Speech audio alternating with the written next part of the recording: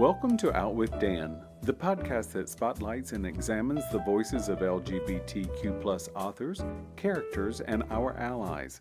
Together, we lift our voices and we tell our stories. I'm Dan White. Join me as I chat with this week's author.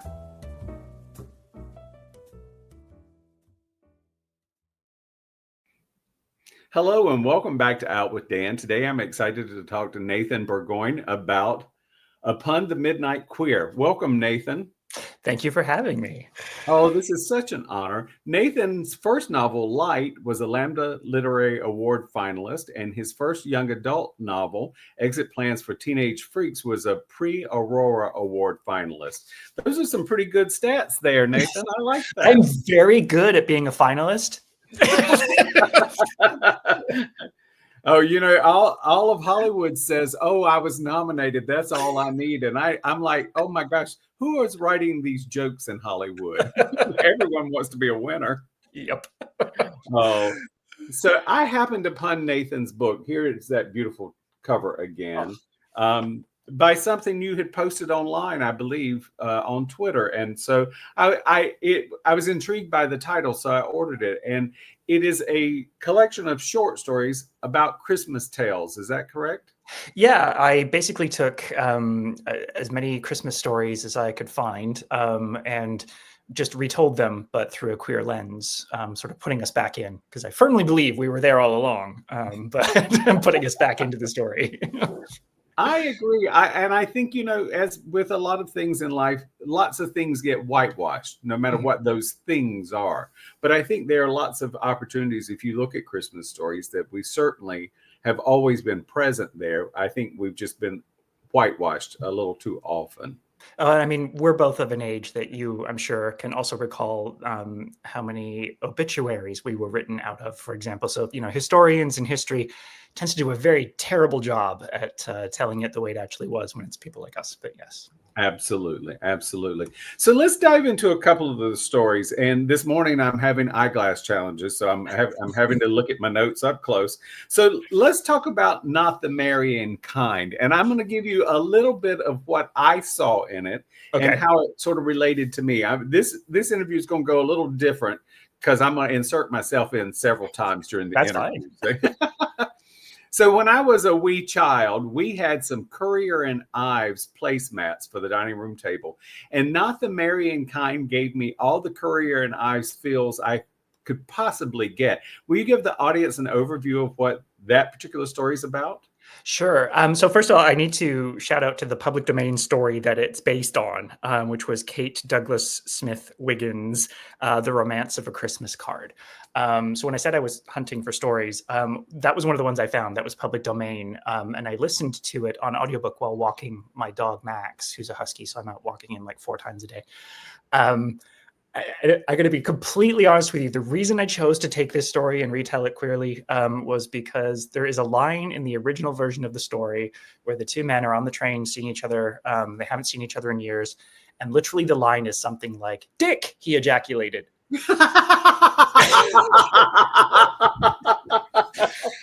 And I lost it. And I was laughing so hard. And it was right in front of the school. And I was walking the dog. And there were other people there who were watching me and like who I knew. And so they were like, "What's so funny?" And I'm like, "Nothing."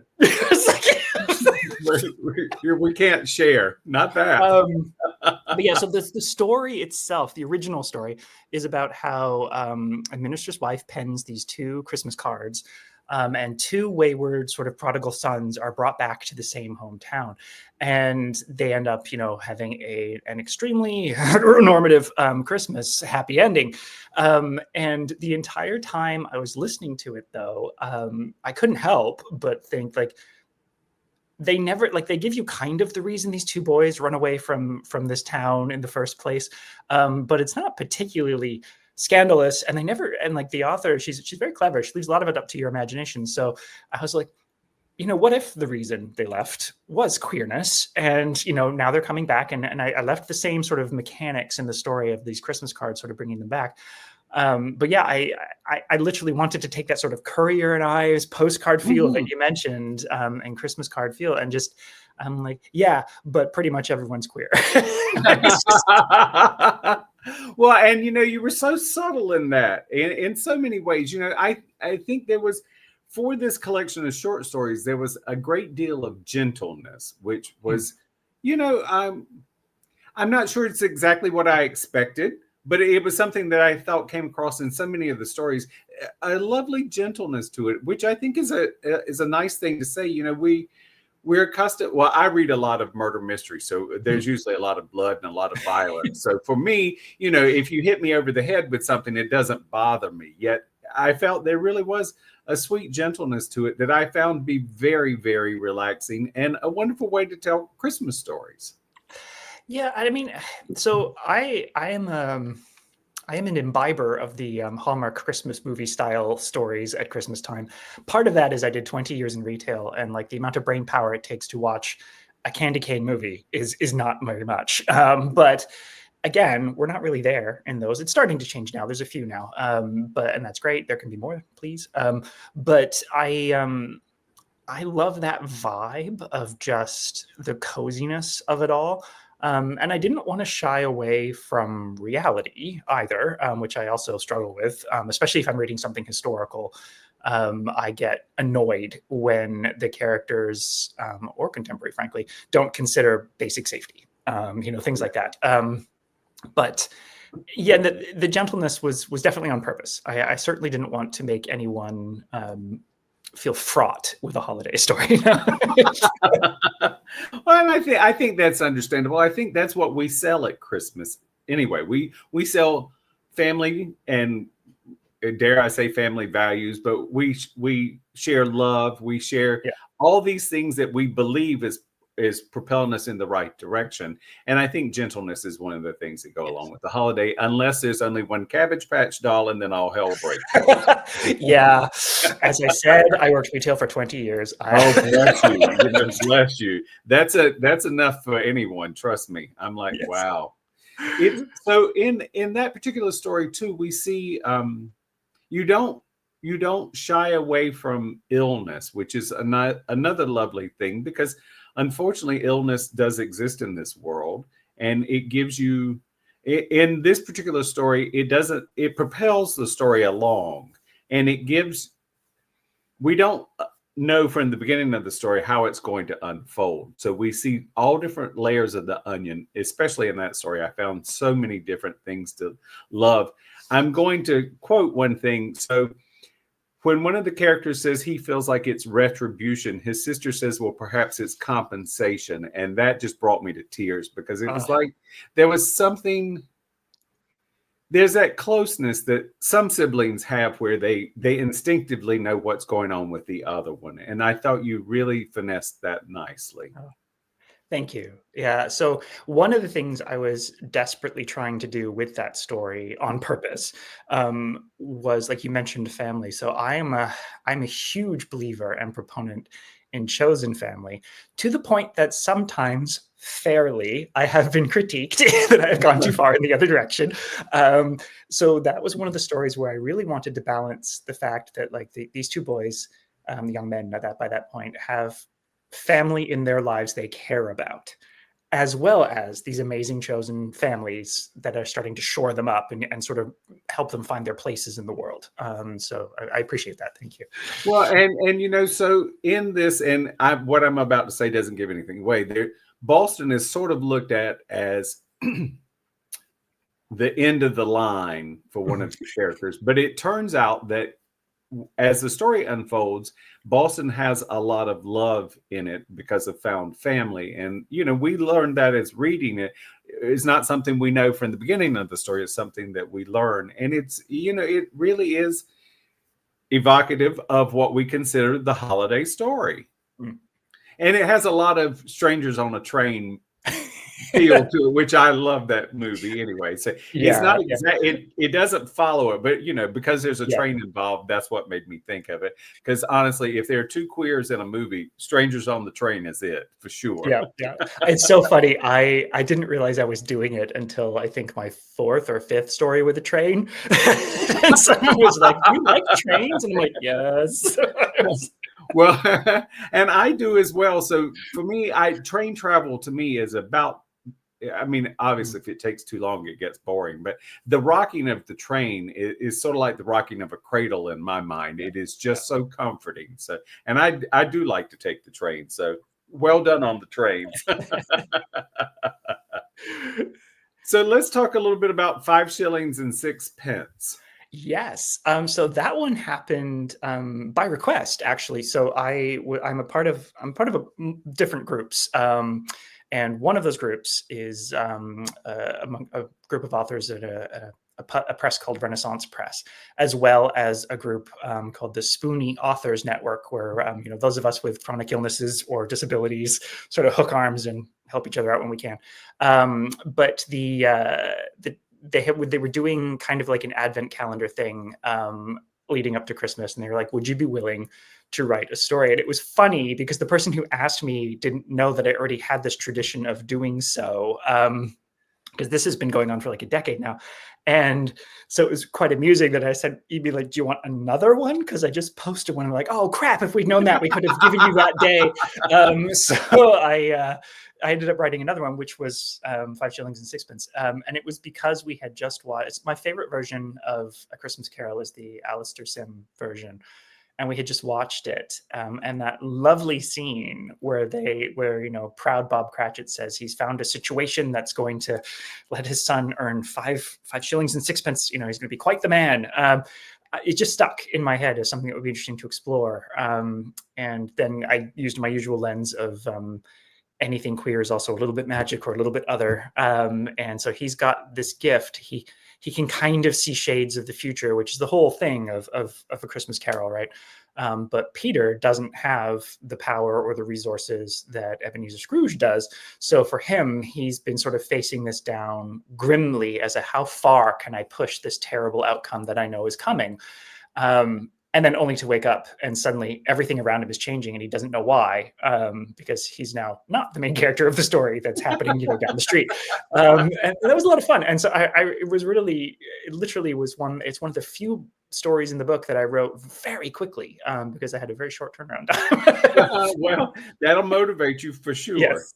So, and I also, in that one, I found that to be, for me, it had a very big spiritual feel to it as well. It felt as if it was, so many people are not fond of spirituality or religion, but I sort of felt like we got a little spirituality slid in there easily and digestible. And so that really appealed to me. Yeah, I love the entire, so I'm an unabashed fan of the whole story around A Christmas Carol as well, which is, in many ways, Dickens created the holiday we now celebrate, and the whole notion of like the charities and all these events. Like he made a bunch of that up, and it's just sort of turned into traditions that we now do.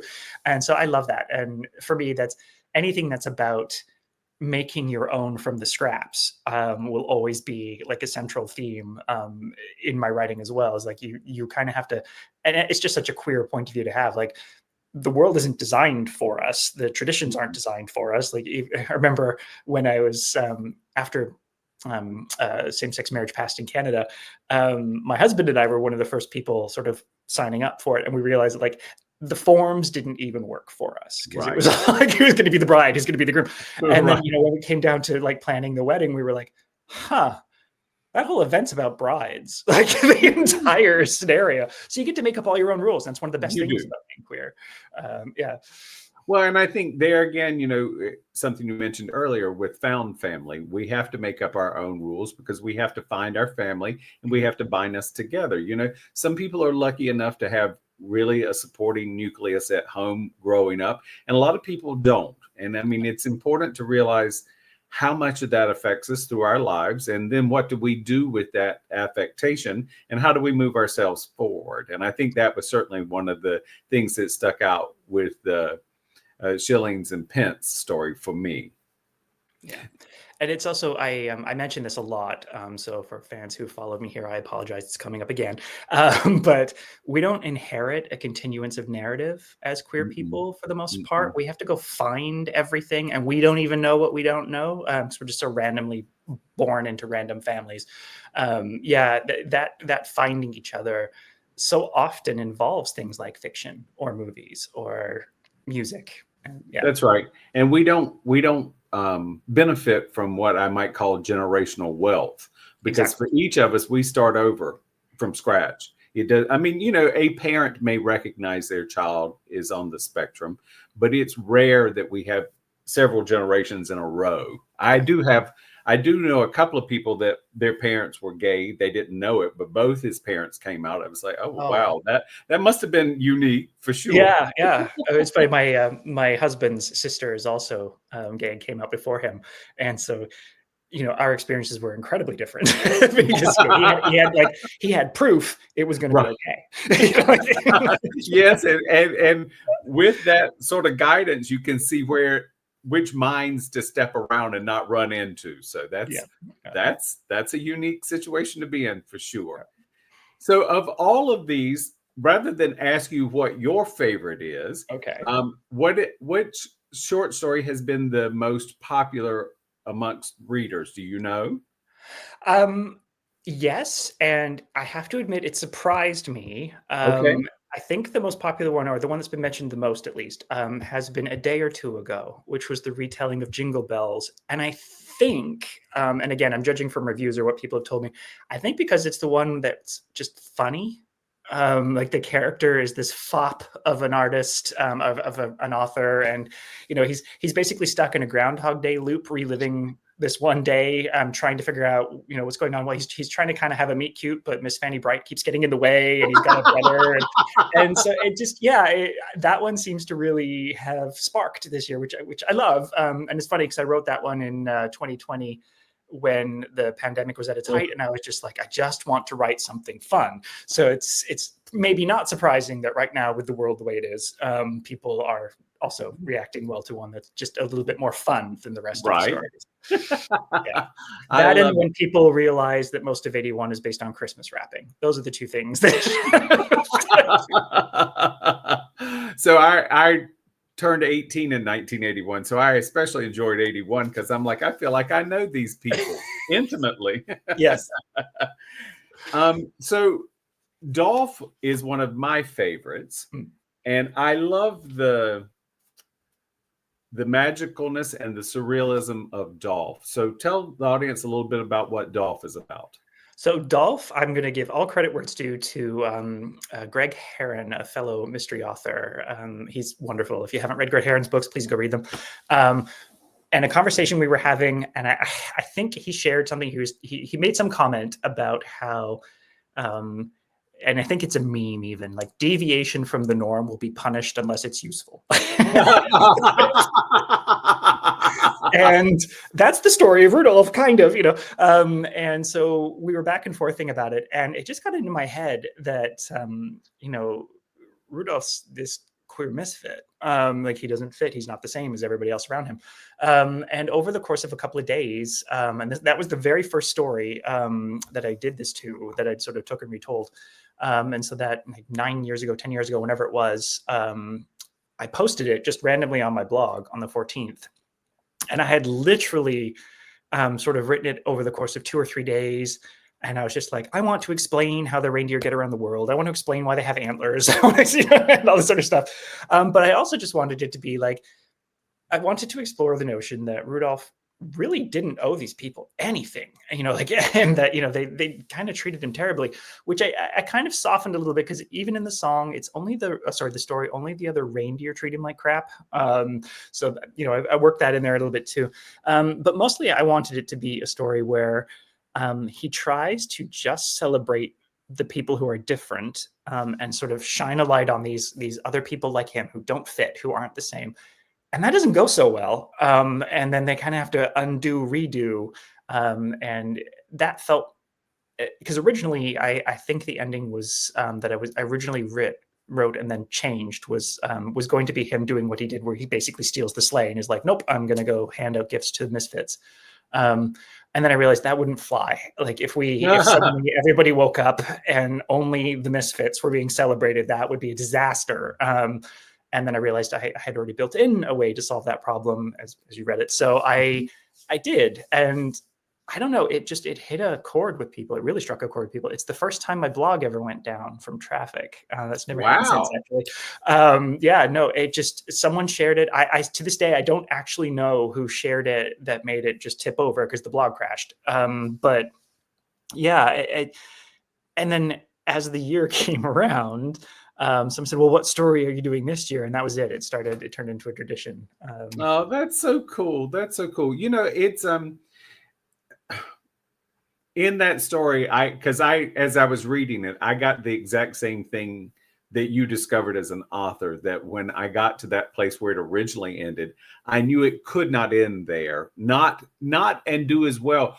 And part of that is because if that had been the ending, perhaps we could have said, well, he has made this only about his kind and skipped everyone else, and then you become the same as the other reindeer. So I really enjoyed that, and I love the fact that Mrs. Claus got the celebration she so deserves. So that was really quite well done, because it's sort of our found family, but we have to remember to bring along others with us as well. We got to bring along the support crew, because when they're the support crew, they're just as important as the real crew. Yeah. And it also, like, again, Christmas stories generally have some sort of redemption discussion, at least. So, the idea that, I think it's even Mrs. Claus who brings it up, who's like, we're not going to kick out the reindeer until we've given them a chance to change. And that came from Jack Johnson. I don't know if you've ever heard the Jack Johnson version of Rudolph the Red-Nosed Reindeer. He adds a stanza, and it is the best. Every time I hear it, I just want to like throw my fist in the air. It's when they first, so it's like, Rudolph, will you guide my sleigh tonight? After that, he's like, but I think the line is something like, Rudolph, he didn't go for that. He said, I'm onto your silly games. How can you look me in the face when only yesterday you called me names? And then the reindeer, like, they sure did feel ashamed, and they apologize. It's like, okay, yes, this is what I want. Absolutely, because I have always thought that Rudolph the Red-Nosed Reindeer is truly about queers. I mean, it's totally about somebody different. Yep. And yet while everybody celebrates Rudolph, I'm not really sure in the original Rudolph gets all of the all of the adulation he really deserves from everyone. And again, like Greg Heron said, it's because he's useful. It's not because he's different. Yeah. Oh Lord, is that not the truth? So yeah. Nathan, once again, this was so wonderful. Everyone, Upon the Midnight Queer is available. It's out now for purchase. Nathan, do you have a website or social media you would like to share? I do. If you go, the nice thing about having my name is if you search Nathan Burgoine, I'm the only one. But if you go to nathanburgoine.com, or if you go to my blogs, it'll redirect you to my blog. I am on Blue Sky as well under Nathan Burgoine. And that's pretty much it right now. I do have an Instagram and a Facebook, but right now I'm kind of trying Blue Sky and just my blog. Right. And Blue Sky certainly seems to be a lot more friendly. Yes. Until the bots come, we'll have fun. Yeah. Thank you for joining me for this week's episode of Out with Dan. You can find more information about this podcast and its host at outwithdan.com, on Twitter at outwithdan, and on Instagram and Facebook at GoOutWithDan. This podcast is hosted by Authors on the Air Global Radio Network, and the theme music is provided by bensound.com. Join us again soon for the next episode of Out with Dan.